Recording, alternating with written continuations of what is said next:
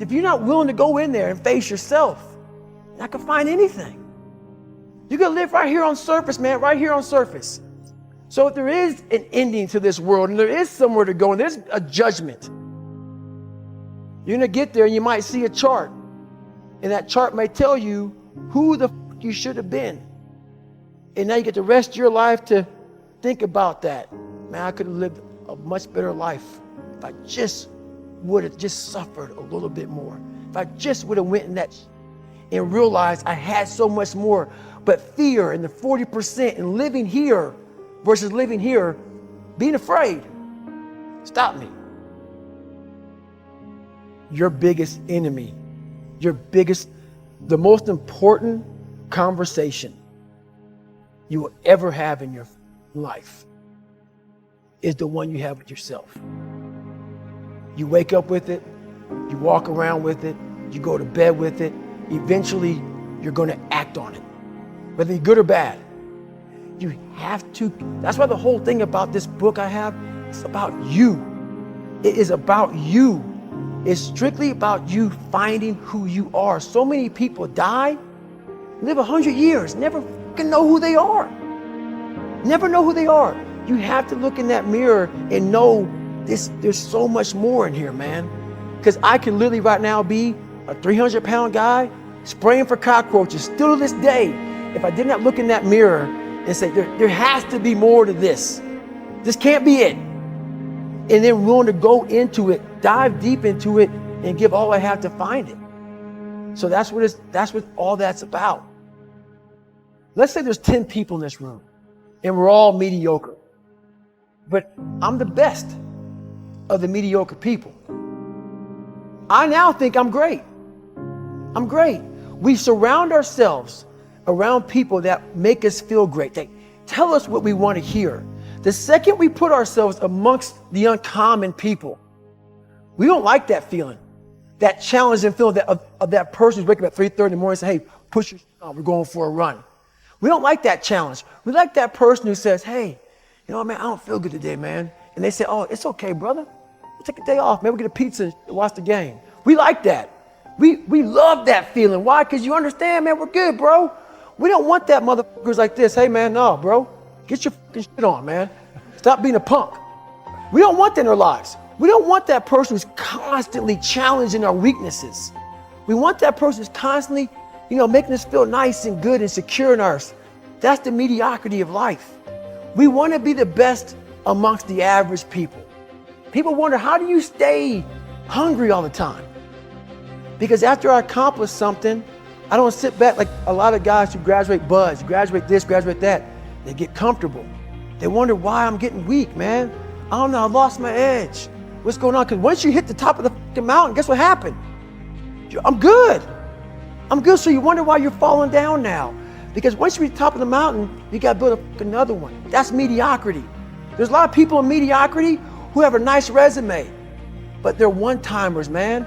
They hit a one-time deal, they busted it open, got a lot of money, but they're good. You're mediocre now, man. What are you fucking doing today, tomorrow, the next fucking day? That's why I don't listen to theorists. I don't listen to all that bullshit. I listen to a motherfucker who's like this, man. What's wrong, man? I'm tired, dude. Why are you tired? Because tomorrow, I gotta do the fucking shit again, man. Whatever it is that made me fucking nauseous and sick to my stomach, it made me hurt. There's no ending. And that's the person I listen to. That's the person who's gained knowledge. You gain knowledge through suffering. And on the other end of suffering is a world that very few have ever seen. It's a beautiful world because that's where you find yourself. You don't find yourself in over here. You find yourself on the other end. Like the 100-mile race I was on, I ran it for 24 hours. I found myself on the other end of that race. That 19 hours, I found, wow, there's a whole nother world out here that I've never even saw. But the world is in your mind. And that's what all that mediocrity is about. The mind has the tactical advantage over you at all times. At all times of your life, the mind has a tactical advantage over you. Why is that? It knows what you're afraid of.